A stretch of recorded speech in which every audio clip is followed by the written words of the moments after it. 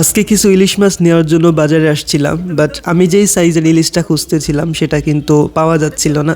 এখানে যে মাছগুলো আছে এইগুলো হয়তো বা 400 গ্রাম থেকে 450 গ্রাম পার পিস হবে।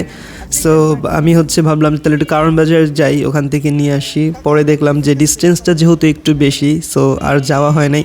সো এই লোকের কাছ থেকেই কিন্তু বেশ কিছু মাছ নিয়ে নিচ্ছি। আর উনি খুব স্ট্রংলি বলতেছিল যে এগুলো নাকি চাঁদপুর থেকে আনা, এবং পাশের কিছু লোক ছিল ওনারাও বললো যে হ্যাঁ এটা চাঁদপুরের ইলিশ হইতে পারে।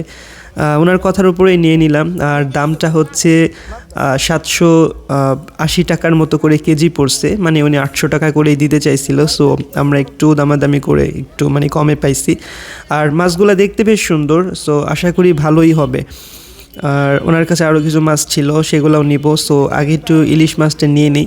আমাদের 2 কেজির একটু বেশি হয়েছে, এটার ওয়েট হয়েছে মনে হয় 2 কেজি কত গ্রাম যেন, 60টা মাছ হয়েছে টোটাল।